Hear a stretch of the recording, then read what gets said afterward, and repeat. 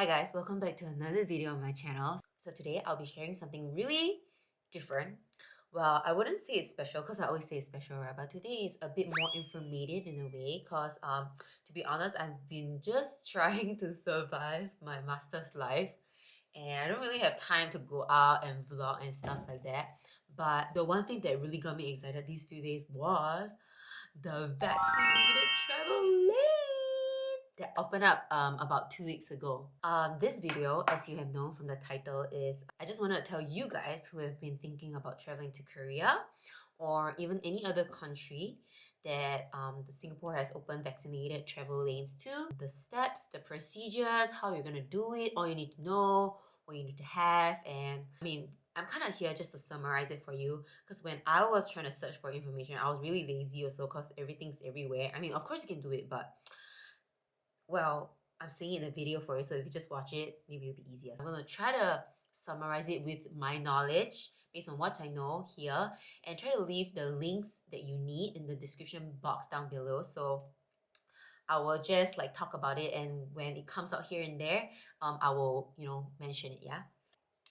First, I will talk about what is the vaccinated travel lane. So VTL stands for Vaccinated Travel Lane. These flights are for people who are fully vaccinated, and by being fully vaccinated, it means that you need to have 2 shots of your vaccine and 14 days after. So there is no two ways around that. So that's what you have to remember.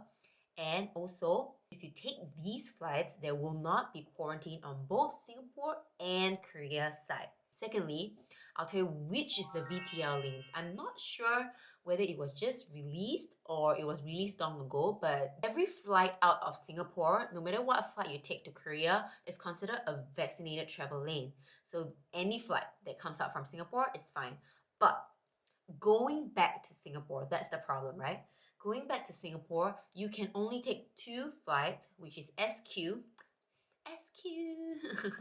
601, SQ 601, and SQ 607. So you better go and check your tickets, whether it's 601 or 607, because that's the only ticket that will guarantee you a quarantine-free stay in Singapore, be it for Koreans or for Singaporeans. So 601 departs at 4:35 and 607 departs at 10:30 in the morning. The thing is, you have to be really sure your ticket is one of it going back to Singapore, not coming out, like I said before. If you're watching this video right now, go and check your ticket. I haven't checked mine, but I think it is. Because I heard like most of it will be VTL, so anyways, yeah, that's the thing. Now that you know the flights that are VTL into Singapore and out of Singapore, I want to talk about what do you need for both entry into Singapore and Korea. Gonna get a bit complicated right here, so I'm gonna try to slow down and try to tell you what we really need. Starting off with Singaporeans coming to Korea, because ever since the VTL happened, there were so many people who told me that they were gonna come to Korea, like so many of my friends. The vaccinated travel lane to Korea is being designated to start on November 15th, but of course, it's still subject to change. I'm sure it's confirmed, but the thing is, you never know because the situation always fluctuates with COVID. So now, talking about what you really need to present before you come to Korea. Number one, you need 72 hours PCR test negative before you enter Korea. Secondly, you need to have a vaccination proof in English to show that you are fully vaccinated and it's 14 days after. Be sure to also stay 14 days at least in Korea before you enter Singapore, and that applies to any VTL lanes as well. And thirdly, you will need, this one is really important. I know we don't used to buy it without COVID, but you will need to purchase a travel insurance of about 34 Singapore dollars into Korea. This is the 3 most important things that you need to enter Korea. And there's one additional thing that you might need, which is the Electronic Travel Authorization. It stands for ETA. I wouldn't say that it's a must to apply for it when you enter Korea, but I will recommend it. So I will leave the link to the video of how to apply for this electronic travel authorization in the description box down below. So go and check it out. Yeah. I have already summarized what you really need to enter Korea. Now, what we need as Singaporeans or Koreans to return to Singapore is a little different. The first thing that you need to enter Singapore is different from Korea. Korea is 72 hours. Into Singapore, you need to take the test 48 hours in advance with a negative result before your flight. So just now I didn't really give an example, but for example, you are entering Singapore 13 September at 10:30, which means your test must be done on 11 September after 10:30, yeah? So that's what they need. Secondly, it's no difference. You have to provide a vaccination shot in English to show that the last dose is completed 14 days in advance. And when you arrive, you also have to take a PCR test, which is also similar to here. That three is the most important when it comes to entering Singapore. And the last thing that you have to do is, as Singaporeans, you don't really have to apply for any ETA or stuff like that because we're returning home. For Koreans, it's a separate procedure, but I'll talk about it later. That you have to download is the Trace Together app that will show the fact that we are vaccinated. This app, you can download it, you can put in all your particulars and stuff, but it can only be activated after immigration. So if you try to activate it before, it won't work based on what I read. So yes, those are the things that you need for Singapore to Korea and Korea to Singapore. The third thing that I want to talk about is the COVID-19 PCR test cost. Okay, a lot of you have been speculating how much do you need and stuff like that. So I kind of come up with a summary for it. Let's talk about Singapore to Korea once again, okay? So for Singapore to Korea, for foreigners not residing in Korea, when you leave Singapore, you have to pay for that one test, right? When you arrive in Korea, you have to take a PCR test at the airport, and the pre-booking of this test must be done in advance. There will be a link to do it when you sign up your travel to Korea. This can be done in a Safe to Go Korea app. I'll leave it in the description box down below as well. This Safe to Go Korea app will tell you where to go, to sign up your trip, to book your COVID test before you arrive to Singapore, before you arrive to Korea and Singapore as well, but I'll mention that about it later. You have to book your COVID test before you arrive. That costs 120,000 Korean won, which is about 140 to 145 Sing dollars. On top of that, in Korea, they have a system whereby when you do the test, you don't really get a receipt or a proof. You have to pay for that proof. So that proof costs about 30,000 Korean won, and that's about like $40 as well. Adding up together, that's about $180 to $190 for each Singaporean who come in. This is the first test that you have to take when you enter Korea. But for those of you who are planning to stay for more than 8 days, you have to take another test on the 6th or 7th day. For these tests, for foreigners that are not living in Korea, you have to pay the same amount again at the clinic. So you have to pay 120 again plus 30 again for the test plus the certificate. But there is a way out of it. So I'm not so sure about it because they haven't really released info. There is this certificate, this exemption that you can apply for. It's called the Quarantine Exemption Certificate. I'll leave it here to show you what it looks like. If you apply for this and you get an approval from Singapore Embassy in Korea that you are exempted from quarantine, you can take the COVID test at Hansol. So this Hansol is just like a place where they do COVID-19 tests for free. If you're not a foreigner staying in Korea, you can take the COVID-19 test for free, but you need to provide this proof that you're exempted from quarantine. So when you go there, you can provide the proof and they just do the test for you. And all these results will be sent to you by SMS or via phone call if you don't have a Korean number maybe. So that's the amount of PCR tests that you have to take for coming into Korea. One out of Singapore, one in Korea when you arrive, and plus on the 6th and 7th day if you stay more than 8 days. In total, there's about 3 PCR tests for coming to Korea, yeah? Talking about it is from Korea to Singapore. From what I've heard is actually there was a lot of speculation and information going on when they were trying to settle the VTL information. But what I have researched as of today, after 18th of October, those people traveling into Singapore on VTL are only required to take one PCR test when they arrive in Singapore. One out of Korea or wherever you're coming from, and one in Singapore. Previously, before 18th of October 2359, you are supposed to take one when you arrive, one on the 3rd day, and one on the 7th day, which is quite painful to the pocket, I can understand. So I was considering a lot about it. But anyways, they're going to remove it after 18th of October.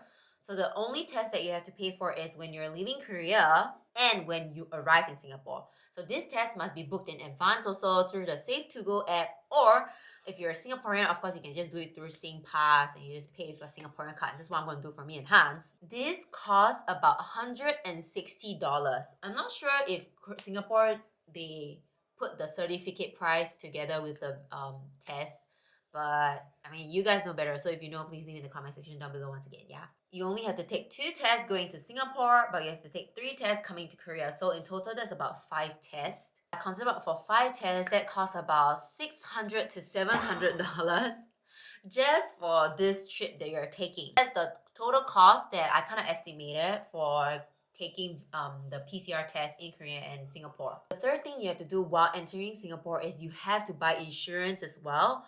It cost about $30, I think. I tried to search, but I couldn't really find it, but I will update if there's anything, or when I'm going back, how much I paid for the travel insurance. But travel insurance is necessary for 2 countries, for both countries. Yeah, that's what you have to take note. Without it, you might not be able to enter. So remember to bring a physical proof of your travel insurance as well.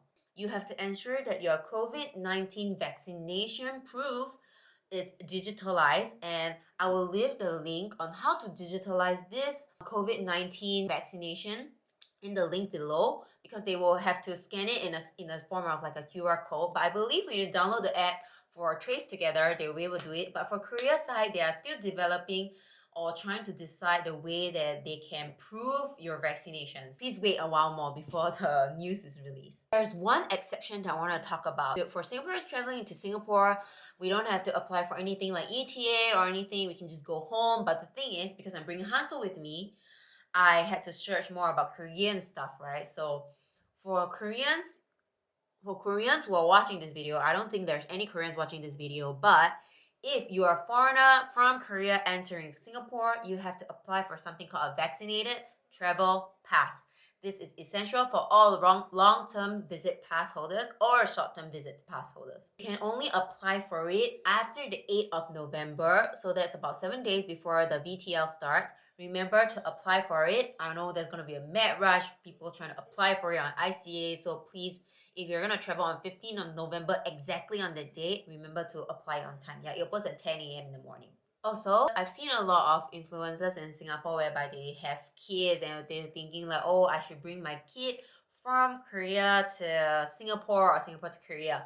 The thing is, if your kid is below 12 or above 2, they can travel from Korea to Singapore, but the kids who are not eligible for vaccination will not be allowed to enter Korea if you're below 12 and above 2. Please be informed that if you enter Singapore, you don't have the documents that they need, they might reject you. For example, the VTP pass, the vaccinated travel pass, if you don't have it as a foreigner, they might not allow you to enter the country. So please take note that you have to be really 꼼꼼해. You have to be really detailed about the information that you need. Remember to have it in physical copy as well if electronic copy is possible. Also, please take note that after taking the COVID test, you have to self-isolate until the result come out. I mean, all of us want to travel, and I know that coming to Korea, you want to experience Korea when you arrive and stuff like that. But we all want to create a safe place for traveling, right? I mean, if cases are rising and stuff, I believe that the governments will have no choice but to stop everything. Because if we are not responsible with the authority and the freedom given to us, it can be taken away. I mean, of course, I don't want to fight politically about whether it's right or wrong, but for the sake of humanity and so that COVID-19 will slowly disappear, please be responsible. Stay at home if you have to. Wash your hands, sanitize, be very careful, keep your social distance if you want to travel. Only then people can the world will start to slowly open up. Also take note that private transportation is necessary for arrival into both countries, which means you can only take taxi or have someone to fetch you at the airport. I guess it's not a problem for Singapore, but in Korea, because Incheon, as you know, Incheon and Seoul is really far. It's about 1.5 hours apart by car. You must be willing to pay a taxi fee of about 8,000 to 90,000 won, which is about $120 for a taxi fee into Seoul. Yeah, please take note about that. Yeah. Finally, what I want to say is, yes, come to Korea. Come enjoy this cold. Come spend time with me, because I don't know, I kind of miss having my friends here. I feel like having my friends here will make it really feel more like home for me. But yeah, I will be really excited to have you guys. So be it Singaporean, Indonesian, Malaysian, Filipinos, Taiwanese, or whoever else that watches my channel, if you're coming to Korea, please hit me up in the comment section, or if you ever see me roaming about, which is highly unlikely because I'm struggling with Hayak One Life. If I roam about, it will be only in January. So if you see me, please say hi to me and Hansol. I'm always with him because I'm sticky as heck. Oh yes, the last thing is, because the VTL is opening up, and I wanted to show you guys around Korea and show you the new things that can be done during COVID. Let me know what kind of new things you want to see and what kind of new activities that you want to try in Korea. I will try to look for it for you. I'm not sure if this video will be helpful to you, but yeah, if you would like to see more of this informative video, please leave them in the comment section down below. I accept any kind of comments or criticism to become a better YouTube content creator, because I didn't really start out as a content creator, just kind of pushed into it and kind of did it, Yeah, so I'm finally gonna end my video here. Thank you for hearing me blabber. Any other questions, any other new information, please tag me, DM me in the comments section down below, because I miss you guys. And I'll see you in the next